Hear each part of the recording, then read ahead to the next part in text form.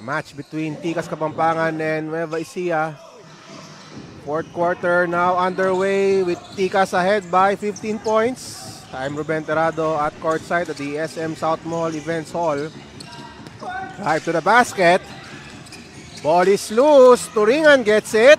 Short pass to Santos. Here comes Nueva Ecija. Chance at a blaze 3. Santos makes it. And now Nueva Ecija trying to speed up the game on that possession. Victoria against Santos. Carlos now wants a clear out. Screen by Victoria. Nearly turning the ball over. Here's Tikas. Carlos inside. And ball off Carlos.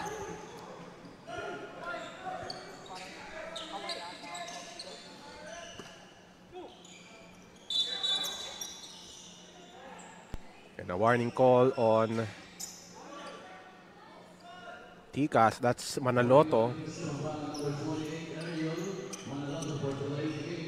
Delay of game warning.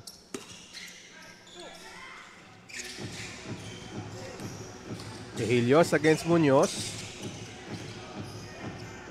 Juanico at left. Santos fakes against Victoria. Shot clock at 10. Santos back to Santos. Foul is committed there. Good pick and roll there. Executed by the Santoses of Nueva Ecija. And that will send Santos to the free throw line. That's Mark Santos. So look at the pick and roll. And the foul committed there by De La Cruz.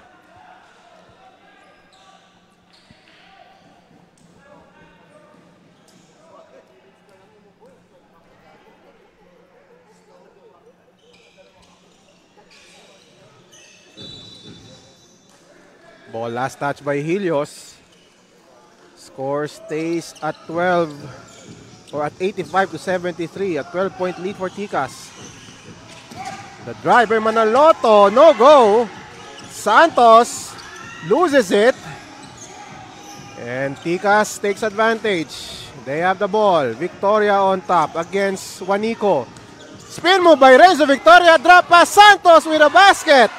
What a play for Tikas. And Renzo Victoria showing his moves, his versatility on that play. 14-point lead for Tikas. Juanico to Santos from the foul line against Victoria.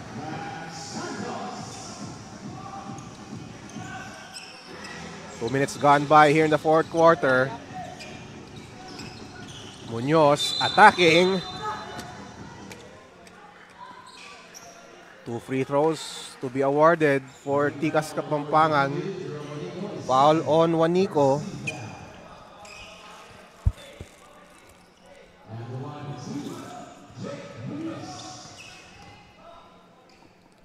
Munoz shooting two free throws. First one no good. If you would recall Game 5 of the Governor's Cup Finals, Munoz had a big game, big contribution in Tikas' Game 5 win over Taguig during the Governor's Cup Finals. Santos working against Manaloto. And again, Tikas still going deep into their bench with Manaloto now in the game. And Carlos also in action for Tikas for this ball game. Helios, double team, losing it. Ball is loose. Nico Santos to Munoz. Forward pass to Victoria and a goaltending violation that will count according to our referees.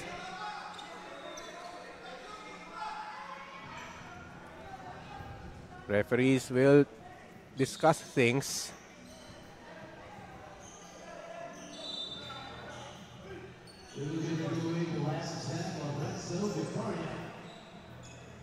Let's watch the slow-mo. And Turingan denying that shot by Victoria. And the referee will take a second look at this one.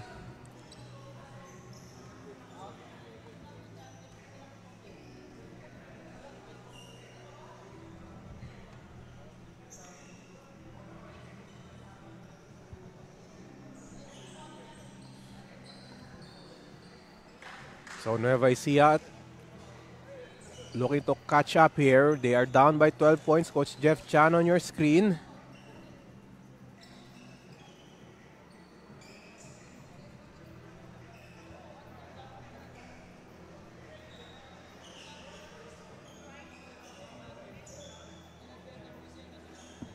So the review center still taking a look at that block by Turingan.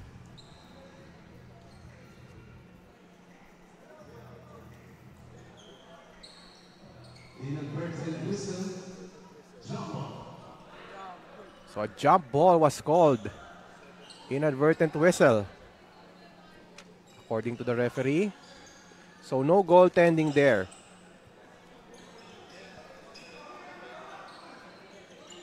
So based from the angle that we showed, looks like it was a clean block by Turingan. And now Tikas still has the possession. And now they go inside. Victoria to Nico Santos. And Nico Santos scores. Miscommunication on defense there for Nueva Ecija. Nico Santos had the open lane and he converted. Helios, the floater, too strong. Nico Santos saves it to Munoz. Munoz on the attack. Munoz to the left corner. Carlos outside to Munoz. Munoz nearly losing it. Munoz being pressured. Nico Santos on top. He scores the three-point shot. And Nico Santos makes it a 17-point game for Tikas. Again, the pressure is on Juanico. Now being guarded by Nico Santos. Max Santos from the foul line off the back rim. And here's Tikas once again. Munoz to Victoria. He will set things up. The drive to the basket. Drop pass denied by Nico Santos. Shot clock at 6. And now Nueva Ecija with the ball. Chance at the Blaze 3. So a Blaze 3 there by Tocaben. That cuts the sizable lead of Tikas to 14. As you take a look at Nico Santos. The 3 on top. And then the response by Nueva Ecija.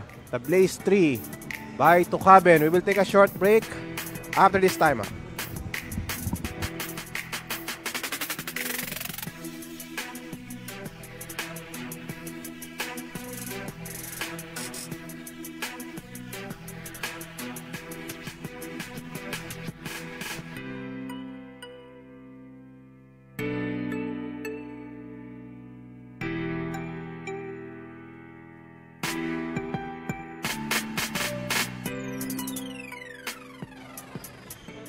Renzo Victoria having a great game for Tikas Kapampangan. And 15 points already for Renzo Victoria on 7 of 11 shooting from the field. 2 rebounds. That has been the source of the points of Renzo Victoria. That's down low. But he can also facilitate with that highlight, that spin move and the drop pass to Nico Santos. Tikas in front by 14 points. Munoz fakes. Attacking, losing it. And the ball will go to Tikas. Unlucky break there for Nueva Ecija. It looked like they have an easy path to the basket. They go to Jake Munoz. The floater won't work. Battle for the rebound. Fontanilla has it. Fontanilla out sprinting Victoria. Juanico. right into Munoz, a turnover. But Carlos with a turnover of his own. Careless basketball between both clubs. Fabian now back in the game.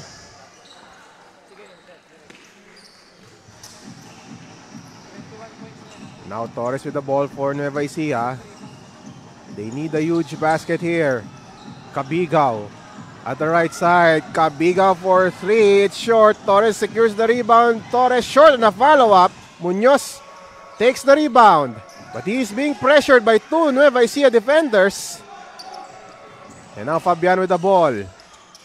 Under 7 minutes to play. Victoria on top against Torres.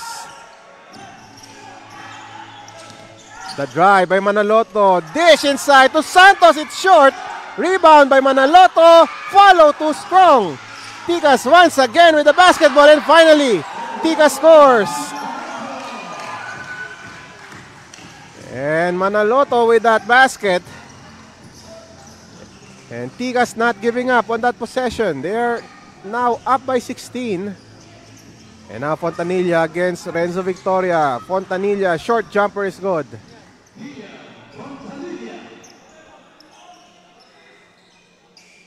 14-point lead for Ticas. But Nueva Ecija needs to defend. Munoz to Manaloto against Tucaben. Bounce pass to Renzo Victoria against Fontanilla.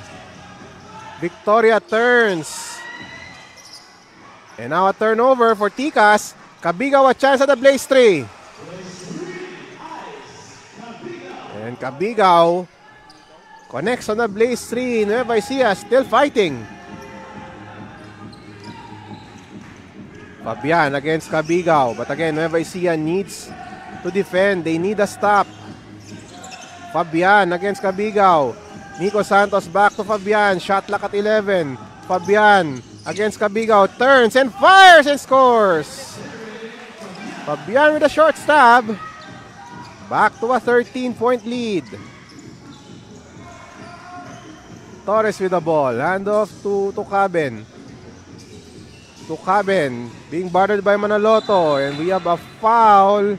Offensive foul. That's against Torres.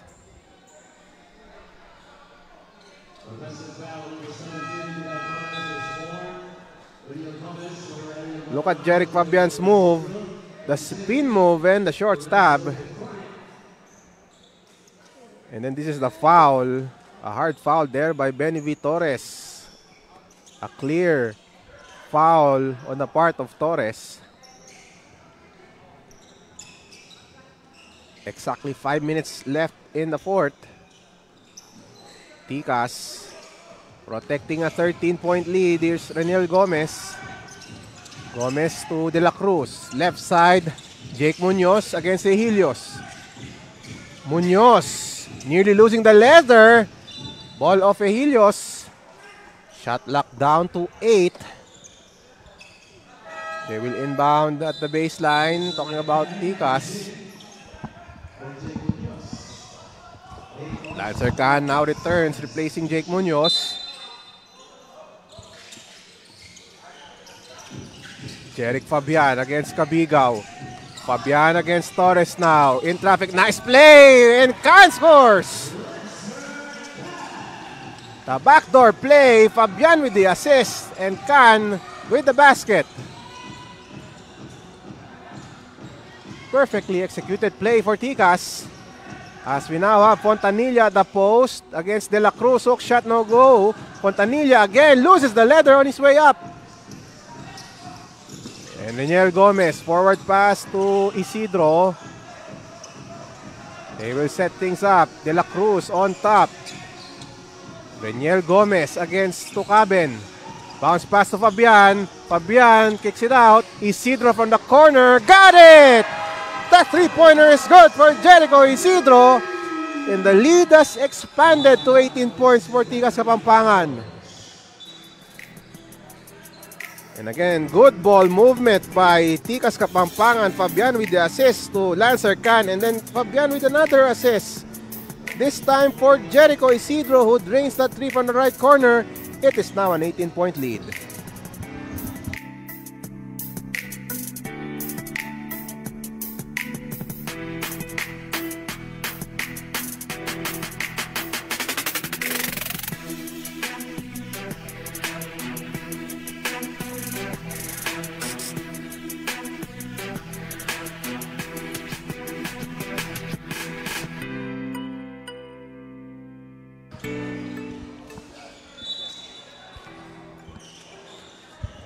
Back to the action as we look at the numbers of Jeric Fabian.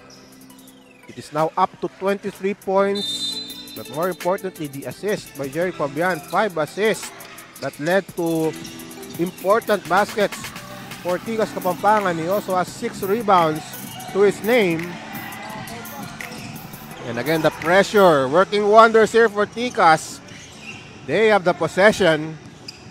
And Tikas looking like a well-oiled machine in this ball game against Nueva Ecija. Isidro on the foul line. Attacking. Missing on the shot. Rebound by Santos. Nueva Ecija wants to score immediately. Cabigao, left hand.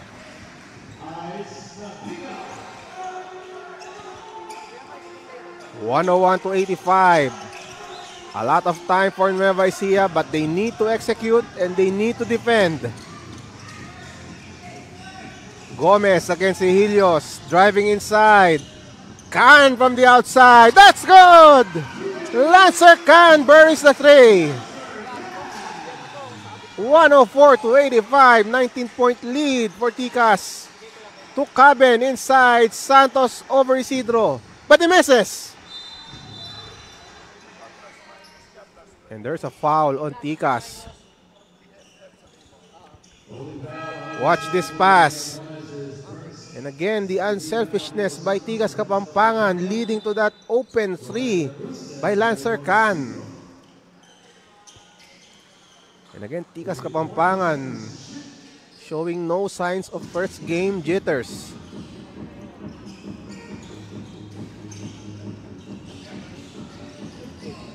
Cabigao against Lancer Can. Cabigao attacking the defense of Tikas. That ball hit the bottom of the rim. And a shot clock violation. And again, good defense by Tikas. Holding off Nueva Ecija.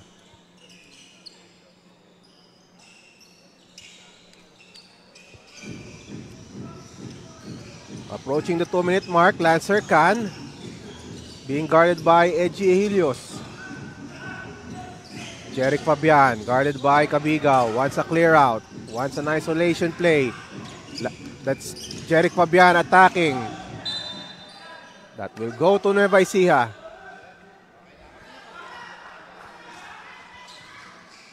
Two minutes and 6 seconds left in the ball game. Nueva Ecija trailing by 19 points.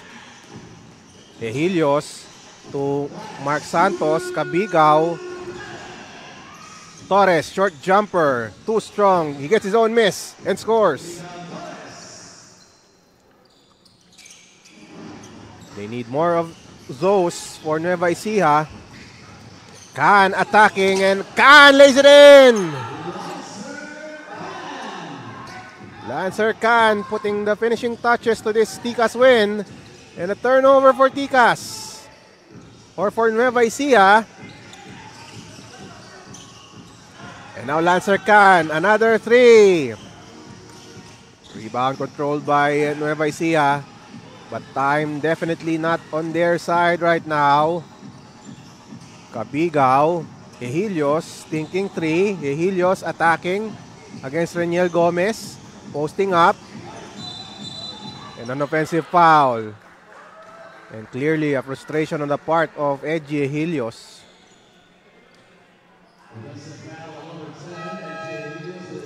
As we look at this slow-mo, you can see the ball.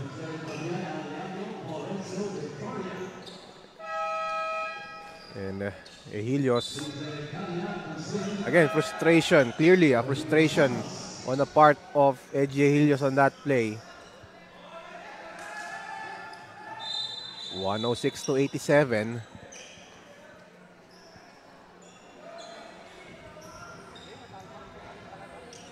It looks like we have a foul on Manoloto.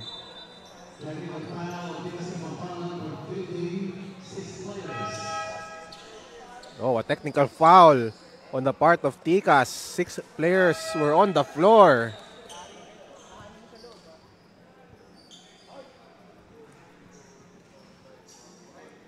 So clearly a mental lapse on the part of Tikas.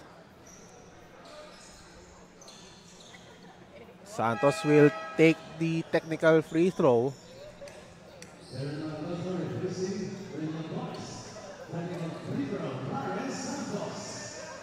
So now Clarence Santos will take the technical free throw. So Nueva Ecija will fall short in this ball game. They had a good start against Tikas.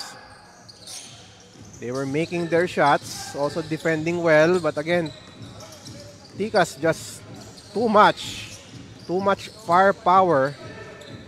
And you can see that Coach Jeff Chan really went deep into their bench using the likes of Carlos, Sedin, as we see Lianco with a bank shot.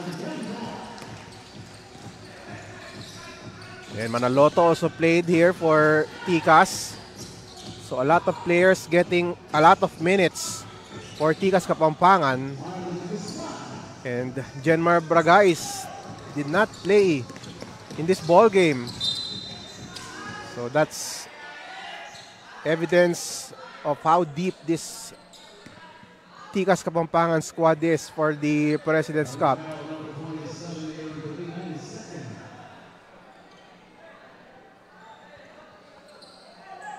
37 seconds left. Khan was fouled.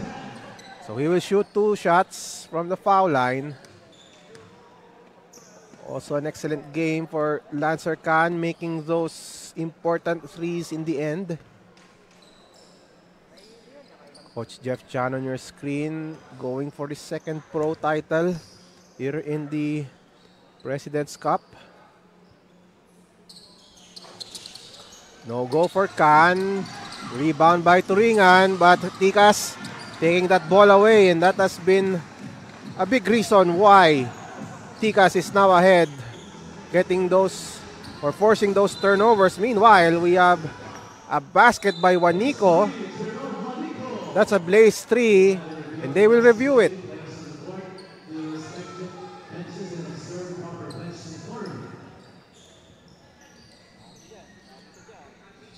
As we take a look at the play,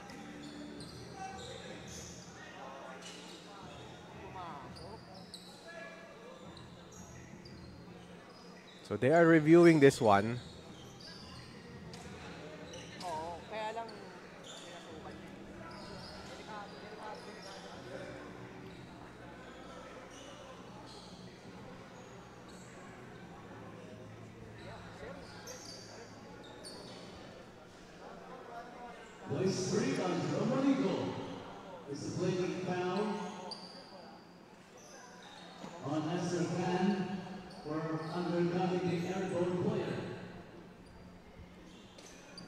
So a flagrant foul on Lancer Khan,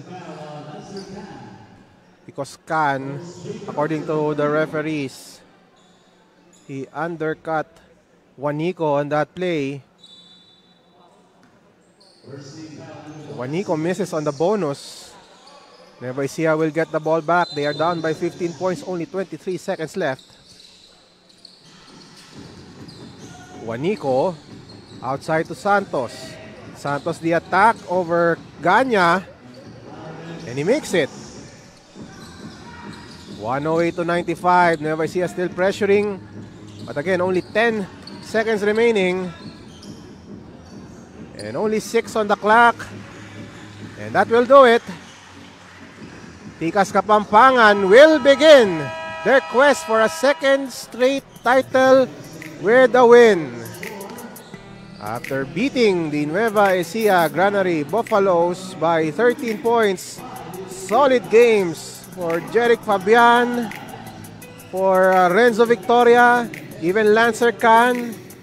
And again, our best player of the game, it will go to Jeric Fabian. 23 points, 9 of 14 from the field, 6 rebounds, and 5 assists. An all-around game for Jeric Fabian in his first game here in the President's Cup. Jeric Fabian, your Glutamax men best player of the ball game.